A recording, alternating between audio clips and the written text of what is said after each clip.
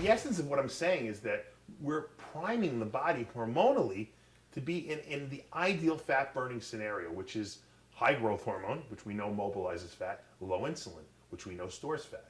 Okay, if you follow a diet that has carbohydrate intake in it, okay, and has low fat, okay, what you're doing is number one, your body's going to be in fat hoarding mode because it's not going to be getting enough of the essential fats. Okay, number two, you're going to be producing insulin from eating the carbohydrates, which is going to want to make your body store body fat, not mobilize it. So this diet I'm suggesting, high protein, moderate fat, low carb, okay, is ideal in the sense that it's hormonally creating an environment that's conducive to fat loss. Now, what kind of foods do you eat on this diet? You know, a lot of people say, well, what am I supposed to eat? You know, the way I handle is I break the meals up into 4 different meal choices, and then I let you arrange them as you want. Women eating 5 meals a day, men eating 6 meals a day.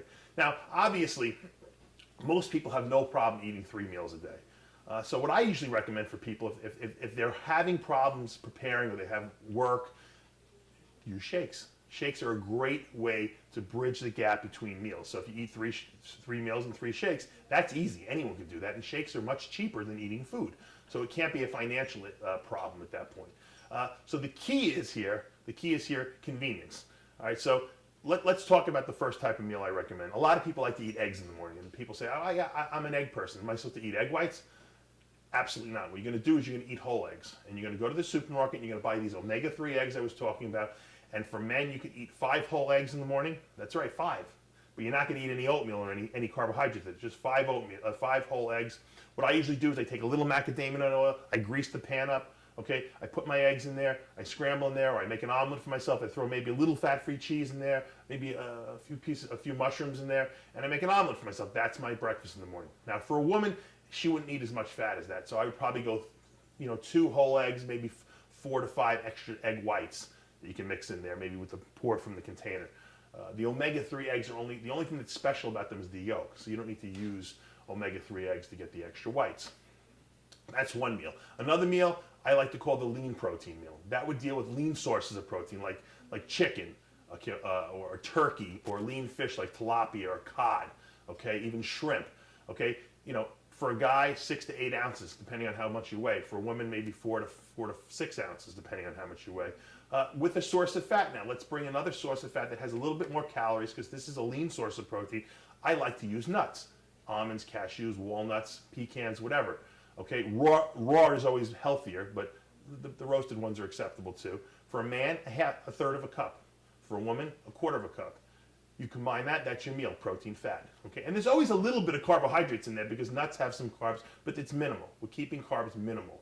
Okay, another good meal choice, what I call the fatty protein meal, using maybe some lean red meat, salmon or swordfish, something that has more fat intrinsically in it. Okay, with those meals, I like to use a green vegetable or a green salad, and a tablespoon or 2 of olive oil or macadamia oil on top of that. If you're making a salad, maybe a little vinegar, red wine vinegar, just to give it some taste, also to give it make your own dressing out of it. Very simple meals to make. And for the shake meal, okay, which I call the shake meal because it is a meal, okay, I usually like to recommend a whey isolate, okay. Whey protein isolates, okay, are rare in today's market because it's a very expensive product. A lot of people use what we call blends of concentrates and isolates, or they just use straight concentrates, which are really cheap. You kind of get what you pay for in the whey market. Whey concentrates intrinsically have lactose, milk sugar, still in there from the separation process. The problem with lactose is that, number 1, it's a carbohydrate. Number 2, it's a sugar. Number 3, it's very hard for adults to digest lactose. And if you don't digest lactose well, which most adults don't, what's going to happen in your gut is you're going to ferment this stuff. And if you ferment it, it's going to produce gas and discomfort, and it may cause you to malabsorb the protein you're eating. So here you are spending all this money on a whey protein, and you may not even be absorbing it, okay? Plus, intrinsically, people think that proteins cause stomach upset because of this. Because most people who go out and buy a protein will buy the cheapest one in the store. So they think, well, all proteins cause stomach upset. Not true. Whey isolate, pure whey isolates, 100% whey isolates have no lactose in it, or like microscopic amounts. And you take those and you can drink them all day and they don't bother your stomach.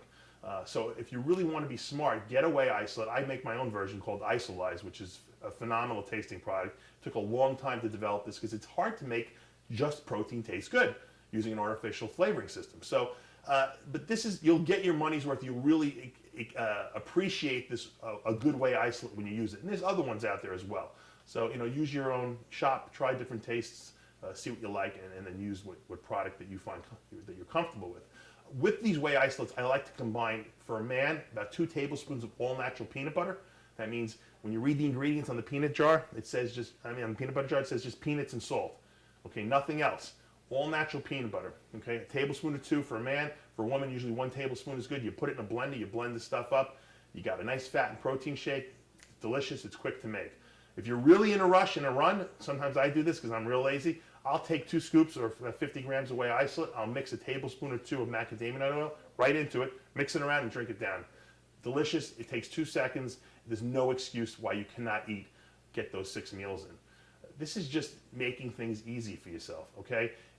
If you do this reliably, you will notice that you will lose weight very rapidly on this diet and consistently, and that's the key, consistently. A lot of diets just stop working after a while because they become a caloric thing. This is not about calories, okay? This is about science, okay? And the great thing about this diet is that you get to eat what I call a cheat meal once a week. Now, everyone's like, whoa, what's that? Not a cheat day, a cheat meal. Because what happens is invariably is when you're dieting for a long time on the same foods, your body will sense that you're dieting, okay? And the way it senses this is that when insulin levels are low for a long period of time, your body slows your thyroid down a little bit because it says, this guy's dieting, we don't want to eat up our whole body, and it starts to work against you. By putting a cheat meal in there once a week that has a decent amount of carbohydrates in the meal, now for some people they have to be restricted a little bit, but most people can kind of eat what they want for one meal. That will spike insulin levels, and insulin will then ensure that the active thyroid hormones are being produced, and basically what it does is it throws your body off, and it tells your body everything's fine, and so your body keeps losing fat and burning fat like that continuously. So that's a nice little something to look forward. It's kind of like what I call the get out of jail free card, once a week, and you kind of can, if you want to have a glass of wine, if you want to go out to a dinner and have a plate of pasta or a dessert, you can do that. And so there is some freedom on this diet, but you have to be strict the rest of the week. Now a lot of people say to me on this diet, well, your brain needs carbohydrates.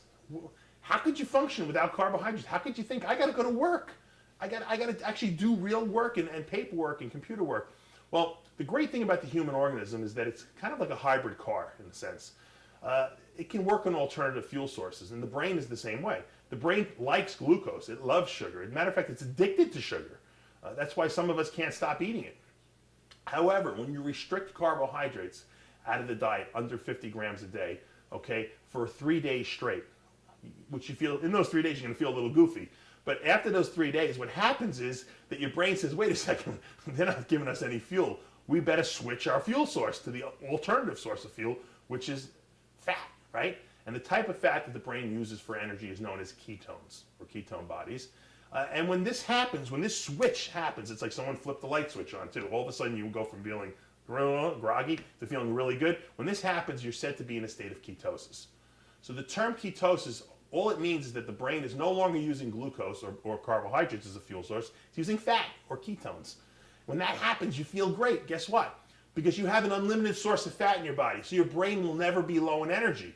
Whereas on the other type of a diet where you're eating carbohydrates and your brain is still depending on blood sugar for fuel, when you're not eating, your blood sugar is going to be real low and you're going to be cranky and miserable.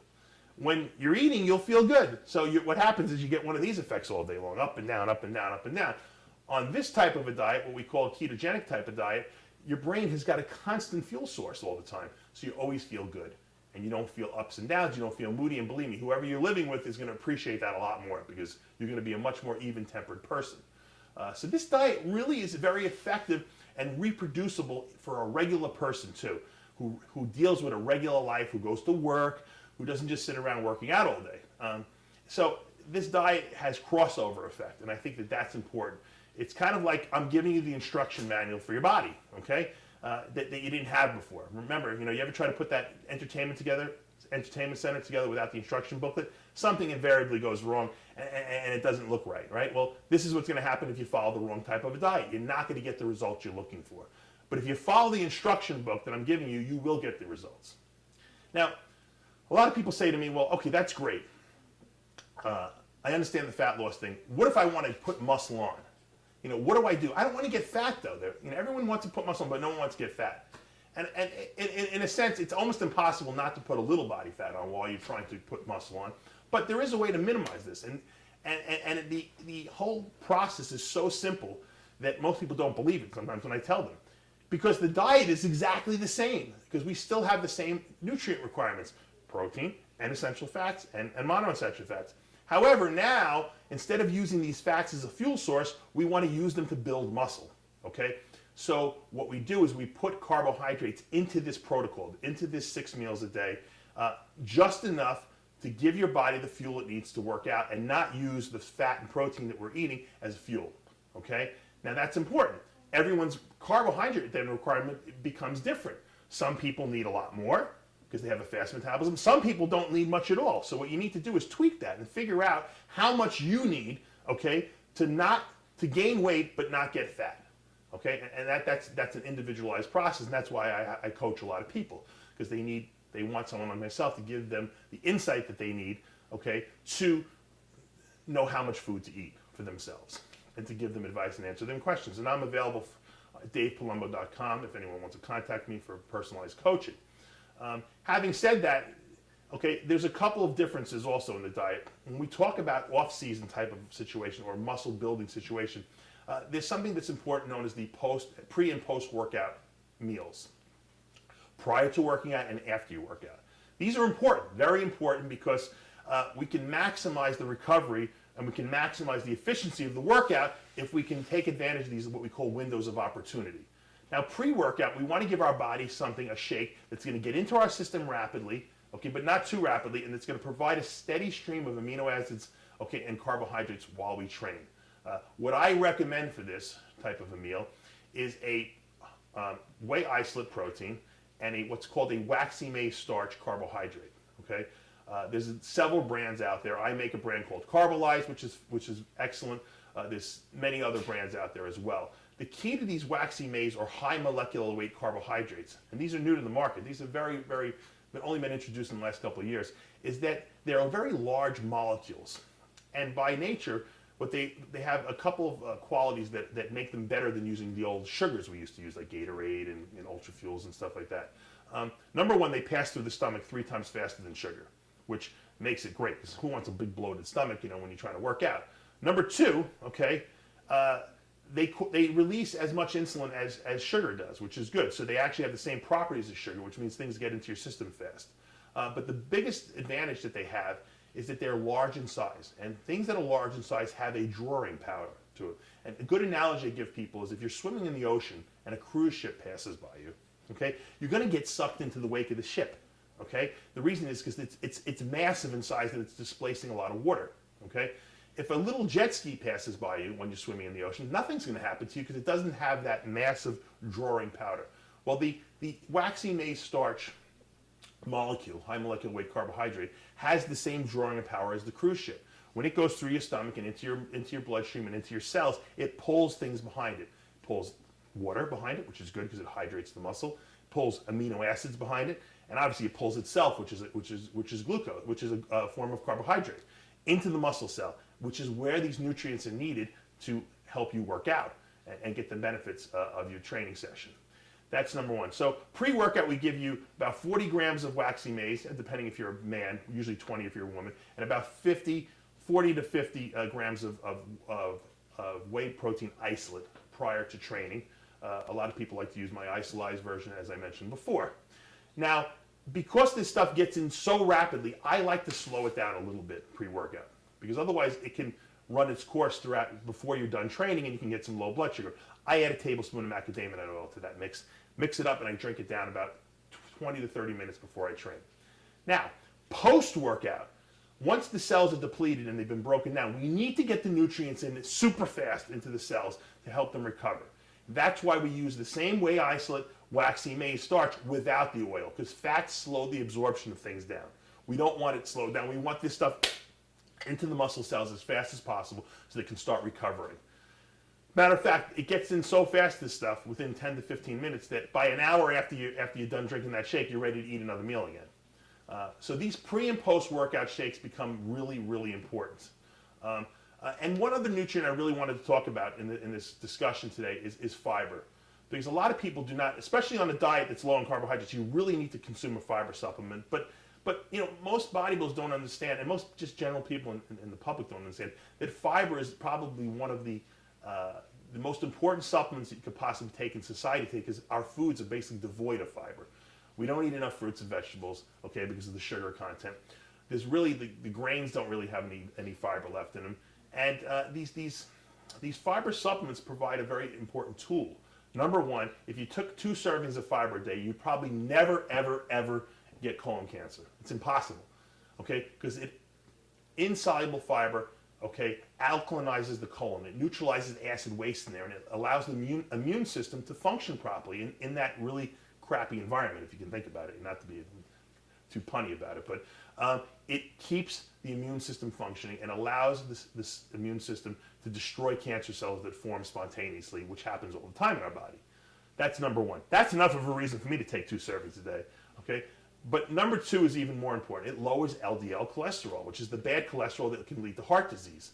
That's a known fact for many years, okay? And number 3, from a dieting perspective, it keeps blood sugar levels low.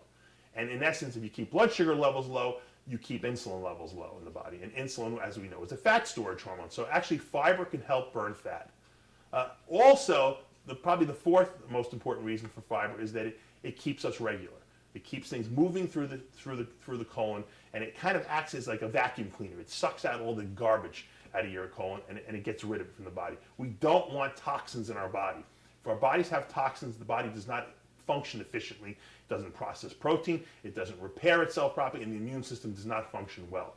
Okay, it's like keeping garbage in your house. You don't want to store garbage in your house, you want to get it the hell out as quickly as possible. And that's what fiber does.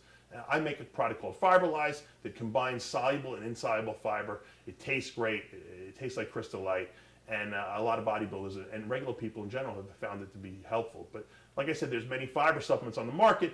I just happen to try to gear my species product line towards this dieting philosophy that I advocate to people, to make things easier. In other words, I used to just make a laundry list of things people needed to go buy after I would write their diet.